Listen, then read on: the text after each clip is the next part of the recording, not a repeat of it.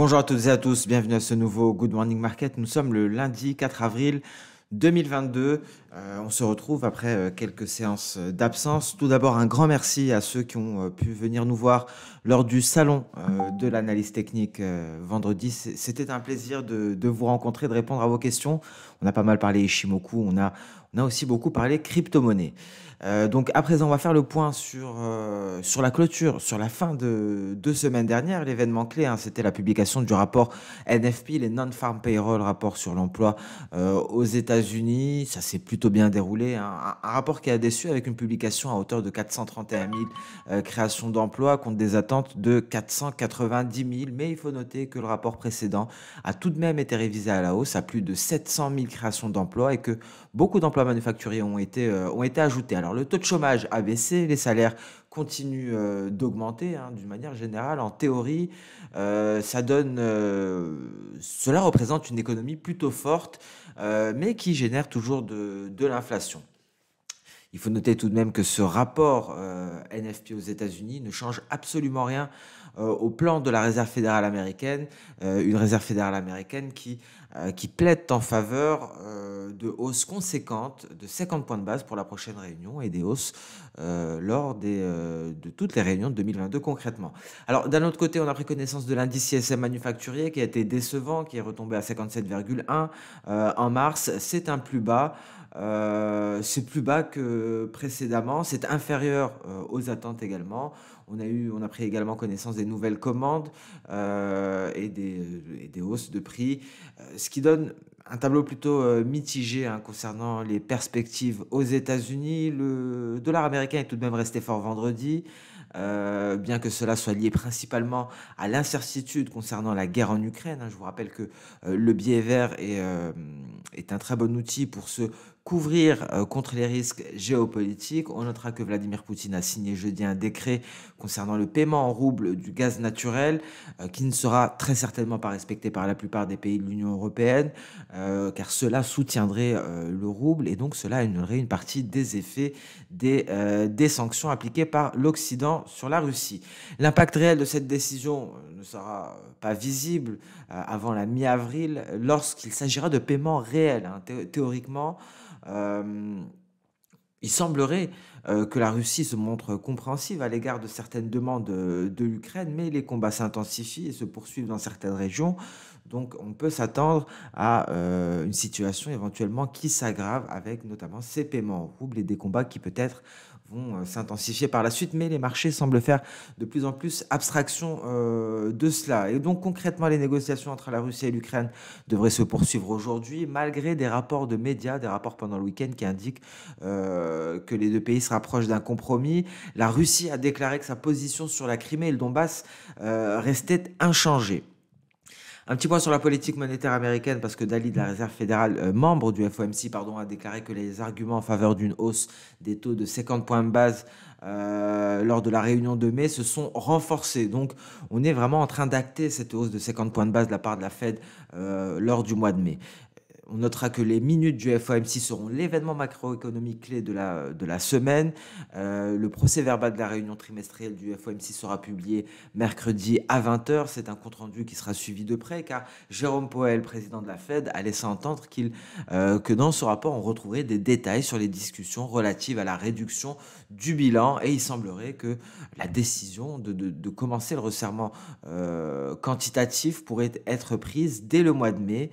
Et si on venait à annoncer un tel scénario dans le procès verbal du FOMC, cela pourrait soutenir les rendements obligataires américains, mais aussi le billet vert. Un mot sur la Chine, parce qu'il faut noter que la croissance chinoise inquiète, hein. On a pris connaissance de certaines données la semaine dernière. Cela touche également le copper. On va en parler lors de la présentation hebdomadaire qui sera publiée cet après-midi. On notera une nouvelle, hein, que la Chine a proposé une révision des règles qui permettront aux régulateurs américains d'accéder aux audits des entreprises chinoises afin d'éviter la radiation des entreprises chinoises des bourses américaines. Un mot sur le compartiment des matières premières avec un gold qui s'est replié de près de 1% vendredi, un gold qui retrouve des couleurs en ce début de séance européenne, il me semble. Donc on revient sur les 1929, on gagne pas mal de terrain, près de 10 dollars l'once concernant le gold. Donc on essaye d'effacer la baisse de vendredi.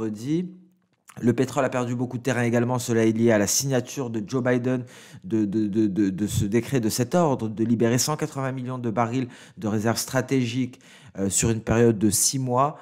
Donc concrètement à hauteur d'1 million de barils par jour, ce qui est plutôt conséquent, hein. Cela avait permis au pétrole WTI et au Brent de céder du terrain. On allait chercher les 98 dollars pour le Brent, pour le WTI, on allait se rapprocher des 102 dollars pour le Brent. Donc concrètement, on est passé sous les 100 dollars le baril pour le WTI, mais on se hisse au-dessus à l'heure actuelle. Donc voilà pour le contexte de marché en passant plus tarder sur les indices boursiers. On commence comme d'habitude par le compartiment action.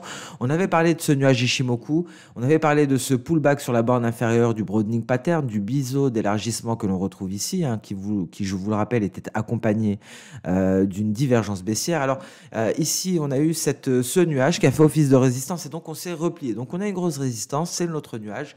C'est pas le cas de tout le monde, c'est pas le cas de tous les indices. On verra qu'il y a des configurations très intéressantes pour le Dow Jones et le S&P 500 parce que le nuage est un support, que ce soit en données court terme ou en données journalières.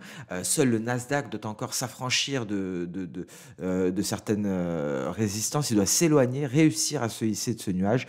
Mais on va voir que les configurations sont plutôt encourageantes à Wall Street quand le DAX doit encore faire tout le boulot et franchir donc ce nuage en données journalières. En données H4, on est soutenu par le nuage. C'est le cas un peu partout sur les indices et c'est ce qu'on va voir immédiatement. Donc un support ici, le nuage H4, mais une grosse résistance, le nuage journalier. Aux États-Unis, c'est différent. Le nuage est support un peu partout, que ce soit en journalier ou en H4.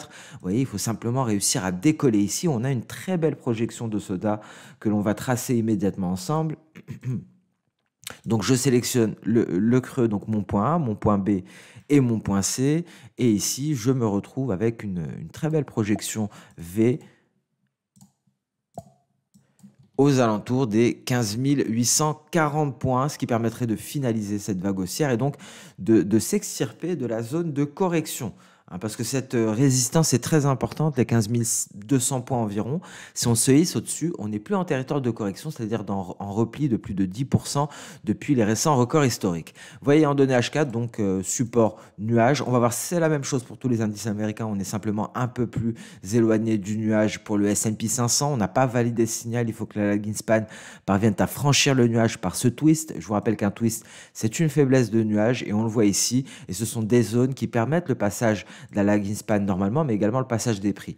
Alors, pour les prix, ce n'est pas la question. Les prix ont déjà donné un signal. Il faut que la lagging span parvienne à franchir ici ce twist et on pourrait éventuellement accélérer. Mais attention parce qu'il y a un trou d'air avant le prochain support, avant cette SSB aux alentours des 4450 points. Mais en données H4, c'est également encourageant avec un nuage H4 en support. Il faudra se hisser au-dessus des 4566 points environ pour donner un signal d'achat qui devra être validé par la lagging span. C'est la même chose pour le Dow Jones, un Dow Jones qui est en dehors de son nuage, le trou d'air est beaucoup moins important et la lagging span doit valider le signal d'achat qui a été donné lors de la sortie par le haut du nuage et on verra en données H4 que le nuage H4 fait également office de support. Donc c'est la même chose en H4 pour tous les indices américains. Tout ce qui change, c'est leur position relative en données journalières par rapport au nuage. Il y a un trou d'air pour le S&P 500.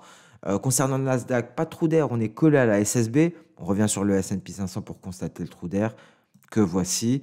Et concernant le Dow Jones, le trou d'air est vraiment minime. Hein. On a quelques 0,5% pour arriver à la SSB. Donc voilà, pardon, pour les indices américains, en passant plus tarder sur les crypto-monnaies, on commence par de l'hebdomadaire parce qu'il y a de grosses résistances en vue et ce sont les Kijun en palier, 51 000 dollars pour le Bitcoin qui va devoir s'attaquer à ce niveau pour espérer étendre la hausse.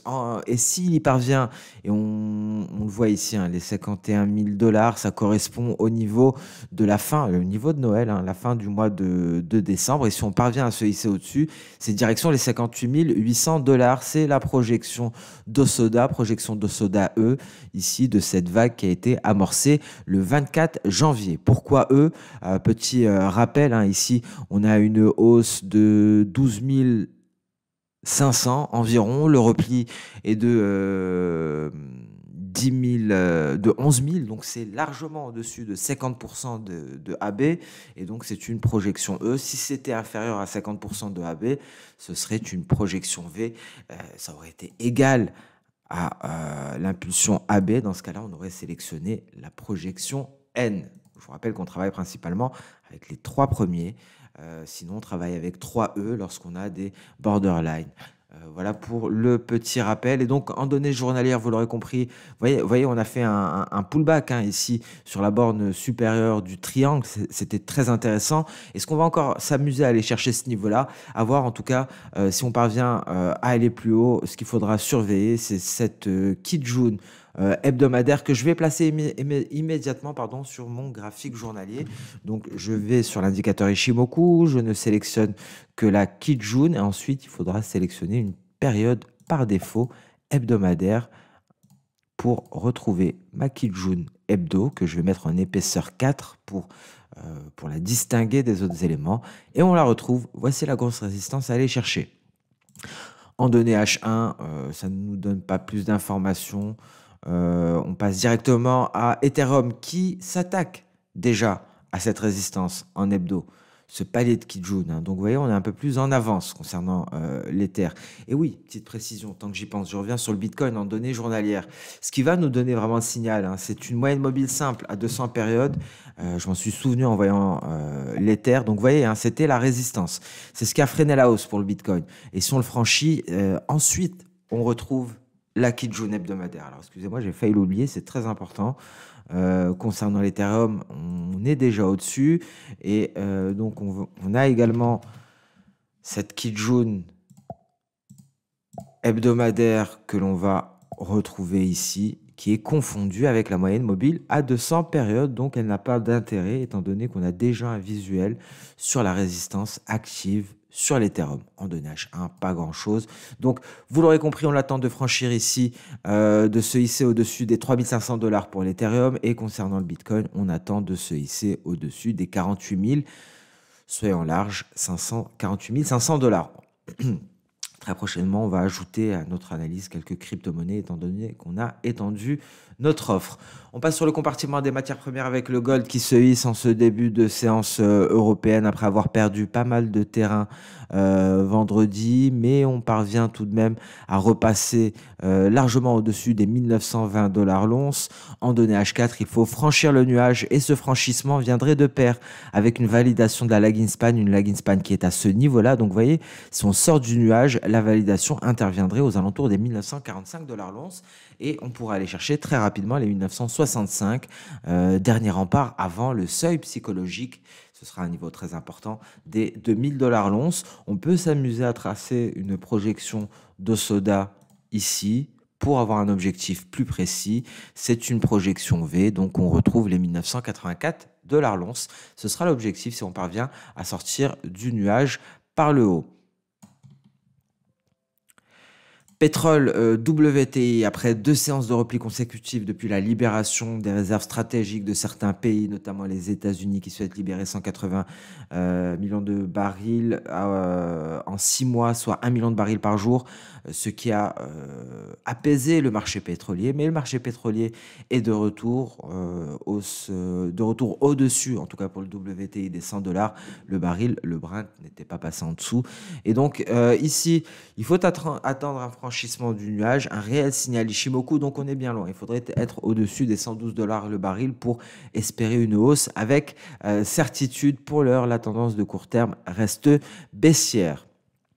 Le gaz naturel fait son grand retour. On est allé chercher le retracement de Fibonacci à 78,6% qui coïncide avec les 5,800. Si on se hisse au-dessus de ce niveau, rendez-vous sur les récents sommets qui datent du mois d'octobre 2021. Donc un signal, une confirmation haussière, parce que le signal, on l'a eu il y a bien longtemps, on l'a eu ici le 18 mars, mais une confirmation haussière qui pourrait nous être donnée si on venait à franchir les 78,6%. C'est le retracement de Fibonacci qui se base sur le repli qui a été entamé le 6 octobre et qui a pris fin le 23 décembre.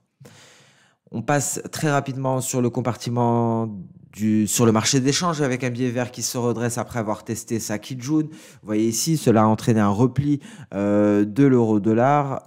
Et donc, en données H4, on attend le franchissement du nuage et une validation du signal qui pourrait intervenir assez rapidement. Donc, mais il y a quand même du chemin à effectuer avant d'avoir un signal du billet vert. Alors, cela a pesé sur l'euro-dollar qui était allé chercher les 1,1118 avant d'invalider complètement. On est aux portes du seuil psychologique des indices à l'heure actuelle. Si ce seuil cède, c'est direction 1,0950. Et voilà pour le marché d'échange. Et c'est sur ce que ce Good Morning Market touche à sa fin. Merci à toutes et à tous pour votre temps, pour votre attention. Encore une fois, c'était un plaisir de rencontrer certains de nos auditeurs lors du salon de l'analyse technique. On m'a parlé des formations que l'on donnait dans les locaux. J'espère qu'on pourra en refaire très bientôt parce que ce serait un plaisir de vous accueillir dans nos locaux pour ces séances de formation que l'on faisait avant les pandémies. Donc, on va voir, hein, je vais en parler avec l'équipe. J'espère que c'est réalisable. En tout cas, je vous tiendrai informé par rapport à cela. Merci à toutes et à tous. Très bon début de semaine, très bon lundi. On se donne rendez-vous cet après-midi pour le point hebdomadaire. On va pas mal parler de la Chine, on va parler du cuivre, on va parler de la situation en Ukraine, bien entendu. Merci à toutes et à tous. Je vous donne rendez-vous cet après-midi. Au revoir.